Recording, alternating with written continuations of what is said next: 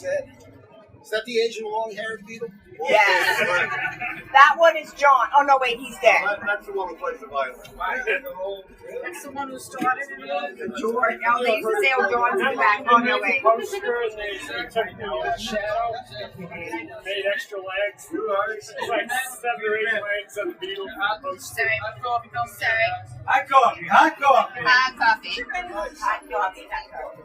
All right.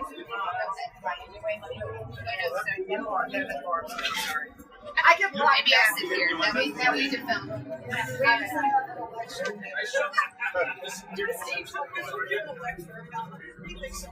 gonna roast you. All right, take warm in here. Who's doing what? I had it first. Yes. We've seen words, Marlene. We've seen words. Listen to words. Hey, girl. Just whistle. Attention. So, Joe, we want to thank you for your 39 plus years of service. Survival? Yes, survival. From working your way up and continuing to fish, having a family, continuing to fish, working your way, doing union issues, fishing, every other one, co-fish, and then ALB, the detail that would unfortunately never end despite your best efforts. Through the time, your leadership, the impact you've had on all the people, whether it be with PPQ and CDP and the state folks and the grain inspectors and the tobacco inspectors and the smoke jumpers. There's people all over the country that were happy to work with you, learn from you. You instructed them, you gently guided them, you put some strict parameters into things when it was needed. You always had a voice and a common sense, great creativity. You've paid your dues, and it's been a benefit to all of us to work with you. And we love you. Yeah!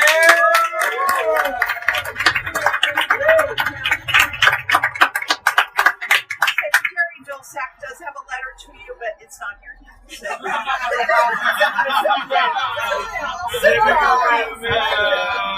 Our former Deputy Administrator Rebecca Besh wanted to provide this certificate of merit in recognition and gratitude for your 39 and a quarter, but I think it's 7 months and 5 days of dedicated service in safeguarding America's agriculture and natural resources. So that's from Rebecca. I've been on the road, so I thought a laundry bag from the hotel might be like the best Sorry. My life. But we put together a little photo album for you.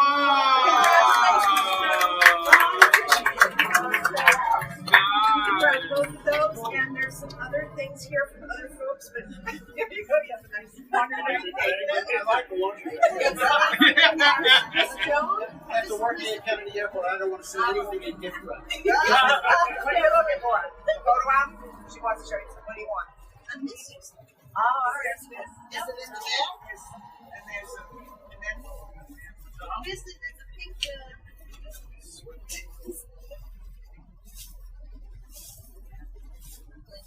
There's another certificate somewhere. It's big. Oh, he doesn't need a certificate. He's retiring. I got it. Yeah. Put a backside.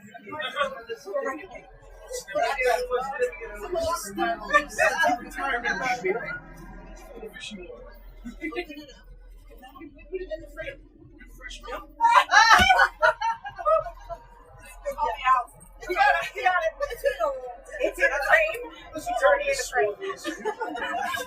So anyway, from the state side of things, I first of all have a letter from our commissioner, Richard Ball, although it's not signed yet because it's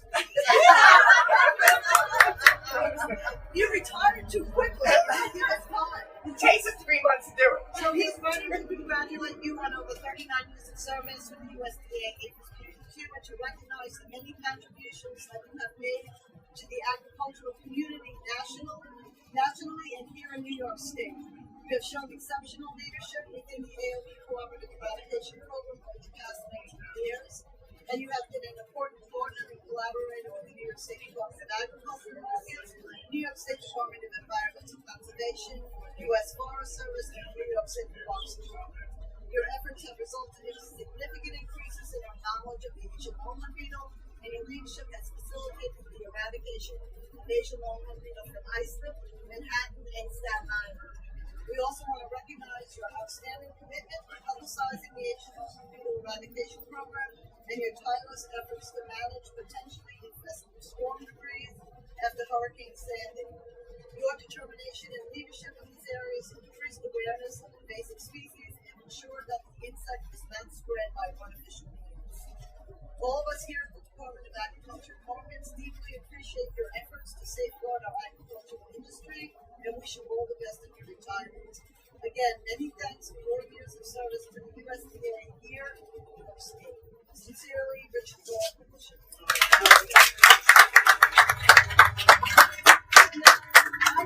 I don't have 39 years of working with Joe, but I have 18 and 12 that he and I have worked together as a team. And I really just want to, first of all, I was shocked that you were leaving so early. My boss told me once, ALB is not a life sentence, but I figured that you would at least have a life sentence. And stay with me until you're done. But I want to thank you for putting up with me and helping really to kind of ease things along sometimes. You know, you and I had strengths and on both sides, and I think we're complementing each other. And I'm going to miss working with you. And I know that so many things have been accomplished because of what you have represented and how your leadership went here. So, you know, you can still stick around. I'm going to miss you here. And thank you. Thank you for all you've taught me.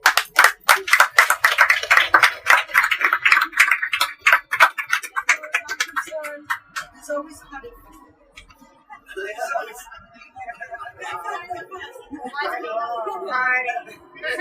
Just wish you well in your retirement and call me when the herring are like.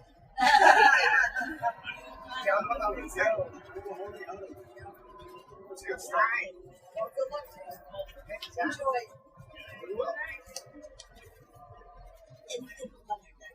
And then I think Suzanne Dwight. Come on up, Suzanne. She's going around.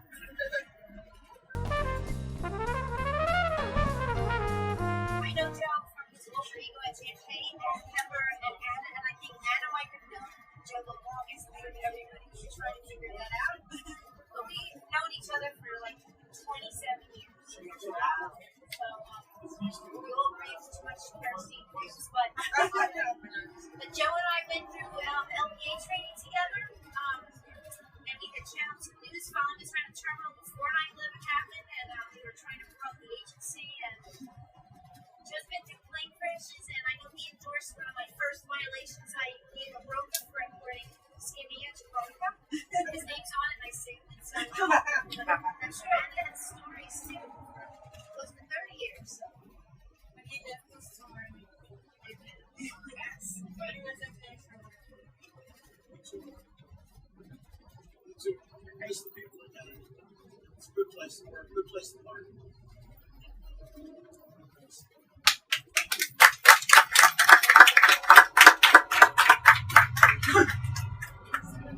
My turn? Good.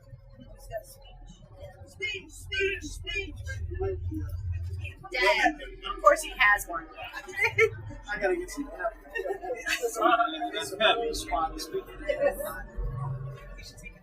First, I want to thank Josie and Marlene and Joan for putting this together. I really appreciate that. For everybody here who came some distance to honor me with your attendance. It has to be really It's been the second round. My retirement is something that I have not planned on happening so soon. I figured to give things another year or so. We've had some change in priorities within the last few months to push things up significantly. And I couldn't ask for a better retirement venue than being where I love to be, on or near the beautiful waters of Long Island. Captree State Park and the boats here hold a special meaning to me as I started fishing from this quote with my father when I was about 8 years old. If you don't need a calculator, it's 1958. And I do remember those days very well, especially if you look at the snack bar here. I do remember those images depicted in some of those old fishing photos. The boats were smaller. I was a lot smaller. The fishing changed greatly. So have I. Used to have abundance of flounders, little fish cod, tuna, and that's all changed. But my career is very similar. It's changed as well. I started at JFK in 1976 as an officer at the International Rivals Building. My first supervisor was Charlie Jackson. I don't know if anybody here remembers Charlie. He was the OIC in Baltimore, a very nice gentleman. I was assigned to shadow people like Dan Campisi, Ronnie Restivo, Charlie Riggio, Mike Schubel, Nate Adams, Al Neal, Nate Shapiro, Art Takeda, Oscar Cruz, and others. It was an experience in learning the legal and practical knowledge acquired by interaction with the regulated community, the traveling public, and the border clearance agency that we worked side by side with, often more hours than we saw our own families. The hours were very long, the passengers and freight never ending. The federal holiday was just another work day with more pay, and all too often Thanksgiving or Christmas or New Year's buffet set up in the office. Many of us celebrated the holidays with family or friends the day before or the day after the actual holiday. It was a difficult balancing act for those associated with the travel or import industry know all too well, but that's okay. I had the opportunity to participate in various things at the airport, security council meetings and briefings for visiting dignitaries. I was on a committee that reviewed JFK airport security under the, the auspices of that time, Vice President Al Gore. I was interviewed several times for both TV and print media. My first interview was with John Stossel. I also remember I really enjoyed speaking with all things grade school children and their teachers during school visits to JFK. They were always fascinated with our contraband seizures for the day and the weird foods we would show them. I had the opportunity to meet numerous TV, movie, theater, and music personalities, diplomats, foreign dignitaries, and a fan number of the less than stellar members of society, animal, plant, endangered species, and drug smokers. Other officers and supervisors at JFK were expected to be resourceful and answerable to the general public. If a complaint came in, we asked you to back up your actions. We didn't send it off to HQ for some candor in response. We did a lot of unglamorous work that needed to be done to keep agricultural pests and diseases out of the states. Things like monitoring garbage disposal, pulling trash out of dumpsters, dumpster diving, monitoring the cleaning crews and airport commissary crews to ensure quarantine regulations were enforced.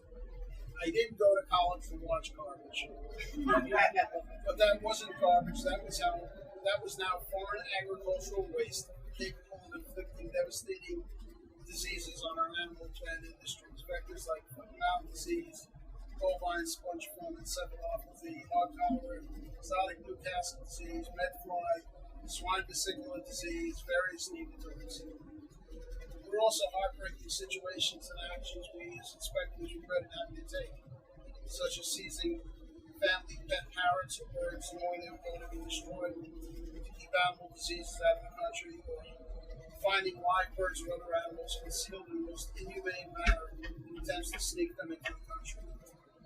I, for one, was happy when the regulations for exotic birds changed to permit quarantine in the U.S. and declared birds in quarantine and sale to seize smuggled birds rather than having to destroy them. I encountered endangered species smugglers, drug smugglers, even people smugglers. JFK was exciting, if nothing else. I was also the local union president for Branch 14 and the regional vice president for National Association of Agriculture, which entailed more exciting things like dealing with grievances, unfair labor practices, contract negotiations, appeals to the Federal Service Advanced Merit System Protection Board, but dealing with the occasional crazy showing up on my doorstep at home, having my home phone tapped, or being home to down before the deputy administrator's management team to be publicly roasted for doing my job as a union rep too well.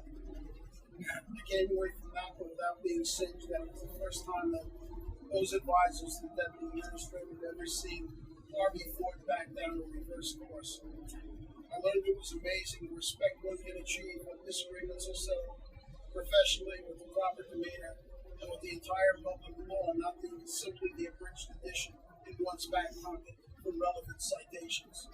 I took my union role seriously and acted fairly in the best interest of the larger union, regardless of my personal opinion of the matters at hand. And I'm proud of the days lobbying on Capitol Hill, and also proud to say I was shown the door of several high-ranking congressmen and senators who will lobby for the NAA members for a higher grade. And the bowels of the office building on Capitol Hill and the interconnecting tunnels and passages really are fascinating. I also successfully negotiated a long-standing collective bargaining agreement at JFK. In 1985, I became a supervisor, and I believe rewarded for my tenacity and community rep with 2 years of the worst supervisory shifts in the airport. I paid my dues, but I was still more incompetent or the more divisive middle and upper managers, rather than change my principles and compromise my integrity. I believe those who worked with me at the terminals and in cargo operations were respected because they deserved it, not because they had a badge. I supervised cargo operations for several years, and I cleaned up a situation that was less than optimal or appropriate for federal service when I had the beer removed from the refrigerator. Workers turned away at the door when they dropped by before the holidays with cases of liquor or wine for the staff. They soon learned this would not be tolerated or expected by my staff. They also learned they can expect fair treatment consistent with our regulations, even if they did not like the regulations, but they knew where we stood and we gladly had pointed the correct direction to seek changes to the regs or request permits needed. Staying true to one's principles is not easy, and I was the subject of retaliation where some should have been removed long before I arrived. Things like I had my car doors crazy glued shut, car paint time and attendance sheets destroyed, attempted to play my pay, and unfortunately calls received by my spouse late at night. And if I didn't lighten up, I might not be coming home. I didn't lighten up, and I've been around that for over 39 years. Learned who to trust and who to stay away from. Employees who work for me and listen to my advice do not get swept up in OIG investigations or have careers tarnished by unprofessional conduct and actions. I think in the long run my actions were indicated. But enough for JFK. In 1996, I volunteered to work a few days helping the new ALB problem. That lasted 4 months, and when I was recalled to JFK. In July of 1997, George Jellick, the OIC at JFK, asked if I was interested in supervising ALB. It was a great deal I could not refuse. That's when I met Joe. Monday to Fridays, half the commute distance, different, interesting work, the option to work JFK overtime if I desired. And the best part, if I got tired of ALB, I could return to JFK, no questions asked. I accepted, needless to say, and I'm glad I did. I've worked with so many great people while here, made long-lasting friendships, found a great deal of new experience, via working directly with scientists and researchers, attending conferences, writing protocols, interpreting the codes of federal regulations, being in the media, engaging the public, resolving issues that were very trying, and using every opportunity as a tool to educate the public about ALB. Meeting with some elected officials who do the same, people like Rudy Giuliani, Michael Bloomberg, Parks Commissioner Henry Stern, Adrian Benefitti, Leon Kavanaugh was the President Commissioner. The leadership of the Central Park Conservancy, many highly qualified people in New York City Parks. I also learned a great deal about federal contracting work, much more than I ever can. I'd like to think that some of the attributes and knowledge gained in my early years served me in ALB. Integrity, passion for the work, support for the staff, fighting for what is right, whether it is pay or benefit related or regulation changes. ALB eradication techniques have come a long way over the years, and experience gained in New York at the outset were instrumental in getting programs in Chicago, Jersey City, Worcester, and Amelia going quickly. I'm proud of spending my time and effort in advancing the public's knowledge of this past through outreach events, public radio appearances as a guest on a syndicated gardening show, countless print and TV reports and not being adverse to being the face of ALD in this geographic area for too many years. Doing this got the word out and got the monies needed from Congress to continue our efforts. None of our successes were accomplished without the efforts and hard work of the entire staff. My team of federal inspectors and our cooperating New York State inspectors could not have done this without you. Your dedication is what gets the work done. As a manager, I simply point the way and keep the team on track. You are the people that make it all happen, and I'm very proud that we did manage to eradicate ALB from Iceland, Manhattan, and Staten Island in New York State. ALB has brought me a higher grade, more visibility, and more importantly, more people I consider to be close friends, not just co-workers. We have weathered the ups and downs of work and personal life, the sorrows and joyful occasions. If I could leave you with some simple advice, is to do your best, maintain your personal integrity no matter the situation. Fight intelligently for what you believe in and for what is right. Pick your battles. Political statement for managers. Stay focused and maintain a good sense of humor. Truth is indeed stranger than fantasy, and we will all have, if we have not had those moments when we tell our family and friends, you know, they just can't make this shit up. Thank you, everybody, for being here for me for the years. I really sincerely mean that. And I've been asked about my plans. My plans for the immediate future include more weekday fishing, travel, cleaning up the house a bit and selling it. And I mentioned at the outset my change in priorities. Well, number one is starting a new life chapter by marrying my lovely family. Thank you all once again.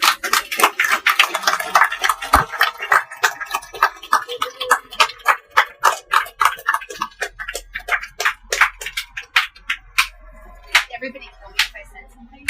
Yeah. I'm sorry. Yes. I know everybody wants to see Kate probably me the most. But I got an interesting perspective of this man's career. Sorry. I'm so proud of him. We've been through a lot as a family. And I can't tell you how thankful I am that you guys put this together on a boat. Because this honestly couldn't have been, there can't be a better choice on the planet for my dad than this.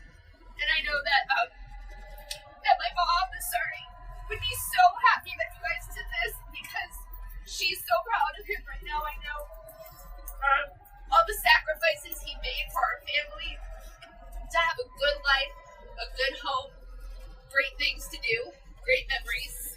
And I know she wanted to see this, but I know that this would make her so proud. And that he gets to retire and that he has somebody in his life that he can have love, happiness, joy, fishing. I remember growing up, I thought my dad was super cool because he would bring home things in tubes that would end up in our refrigerator, specifically bugs. And I remember the smell of Kennedy Airport as a kid. The few times I go there, I can recall it now. And I wanted to always see that table with like the fruits and the vegetables and stuff on it. The stories that he'd come home with, where is she?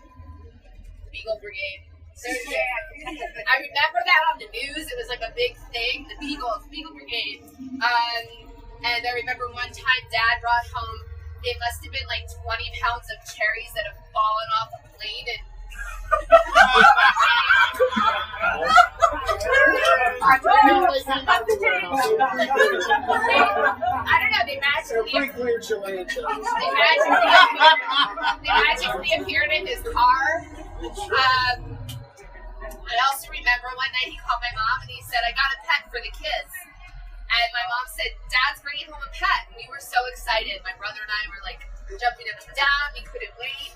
And I remember we're sitting in the den. He came home and he's like, look. And it was a crocodile. and we're like, you brought home a stuffed toy? And he's like, no, it's real. And it was just still. And I thought it was stuffed. And then we got very close and realized it wasn't stuffed. And I was screaming at him. And my mom was screaming at him. And my brother was like, this is cool. And it stayed in our house. It grew up. it made its way from just regular, I guess, sink water to a kiddie pool. It lived in the bathtub, our second bathtub for a while. And when it almost bit my brother's finger off, Dad found another home for it. The Asian Longhorn Beetle Project, I remember the first beetle that I saw in the refrigerator, of course. And all of the mascot ideas we had, maybe that I could like do some side business as the Asian Longhorn Beetle thing. My brother getting an opportunity to work with my dad. My brother is devastated he cannot be here, so on behalf of him, I don't think my brother ever expected to know as much about trees as he does. And now when I go out to eat with my dad and my brother and we're walking, say, in Brooklyn, I'll be like 10 feet ahead and they'll be like looking at a tree and talking about it. But it's been a really amazing thing to see, especially for my generation, like my dad work his entire life so tirelessly and retire. Like everything they say that happens in school, like you get a job and you do it good for a certain number of years and then you retire, is finally happening. So I just want you to live it up, Dad. Don't do anything too crazy. But I hope you keep catching great catches and everybody eat cake.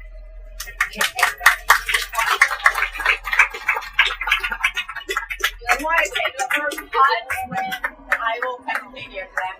It's half side strawberry, half side. So how can you match the beetle? How did you know to match? He matches the beetle thing. Oh, I have to put the cake on before you mess it up. Surgical precision. All right, perfect. Let's go. Whatever you